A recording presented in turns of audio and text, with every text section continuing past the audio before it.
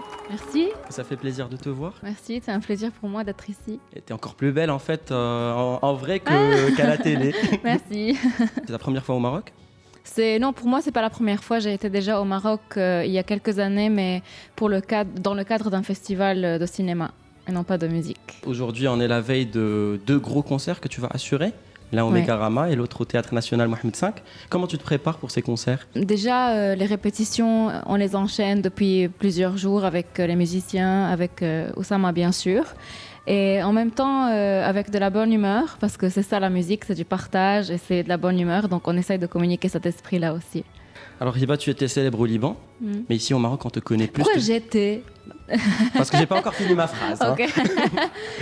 Tu étais et tu es toujours très célèbre au Liban. Nous, au Maroc, on te connaît plus depuis que tu as fait The Voice, que tu as participé à The Voice. Toi, en tant qu'artiste confirmé, est-ce que ça ne t'a pas effrayé de participer à une émission dans un pays où on ne te connaissait pas? Si, bien sûr. Au début, quand le directeur de casting de l'émission nous a contactés pour me proposer l'idée de participer à l'émission, j'ai beaucoup réfléchi parce que pour nous, c'était un énorme risque à prendre si jamais ça se passait mal. Mais on a réfléchi et je crois que The Voice...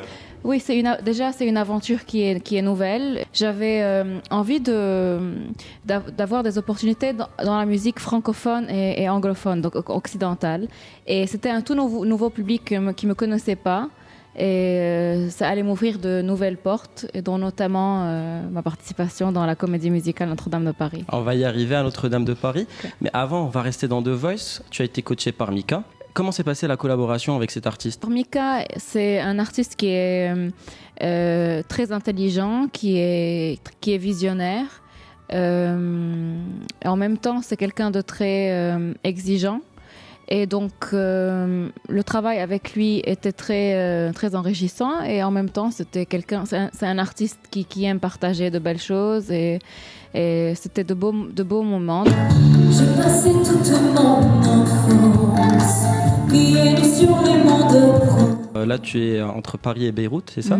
Oui. Et tu joues dans la comédie musicale Notre-Dame de Paris, où tu incarnes Esmeralda. Oui. Notre-Dame de Paris, c'est une comédie musicale qui est mythique et qui est inscrite dans les mémoires des Marocains et tout le public francophone. Elle a été jouée dans plusieurs pays du monde, elle a été reprise en plusieurs langues. Ça ne t'a pas effrayé de venir et de rejouer cette comédie musicale? Quand on reprend un spectacle qui a déjà connu beaucoup de succès, ce qui est difficile, c'est de garder aussi le même niveau et aussi de ne pas décevoir le public parce qu'il s'attend vraiment à voir quelque chose qui le touche. On est là parce qu'il y a une raison, parce qu'on a été choisi et parce qu'on est capable de remplir ce rôle-là.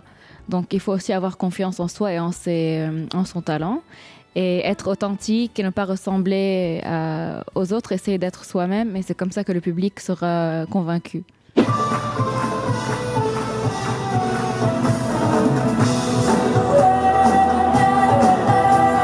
Hiba Tawaji 30, c'est ton prochain album? Oui. Vous, Oussama, est-ce que vous pouvez nous parler un peu de cet album, de comment vous avez imaginé cet album pour Hiba? Ça fait 10 mois qu'on travaille sur cet album. Ça varie entre la musique classique, la grande musique classique, avec une vision orchestrale, cinématographique, ou avec des chansons à texte, et un peu à la pop américaine ou anglaise parfois, mais avec une touche orientale.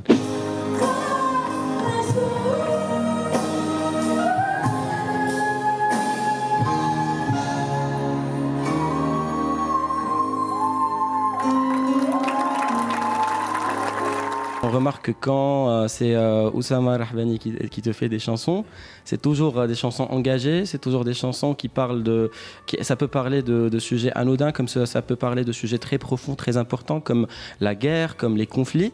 Est-ce que ça te correspond aussi, ou c'est Oussama qui t'impose ces thèmes?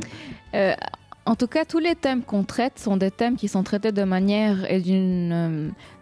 très humaine, c'est-à-dire même si les sujets et les thèmes sont parfois politiques, on les traite jamais de manière politique, ils sont toujours traités avec la perception de l'être humain, et donc forcément ça me touche parce que ce sont des thèmes que je trouve qui sont universelles, le partage, la tolérance, la paix, la liberté, ce sont des choses qui nous touchent à nous tous et qui ne sont pas juste exclusives aux gens qui aiment parler de ça. Merci beaucoup Iba, merci Merci. Oussama.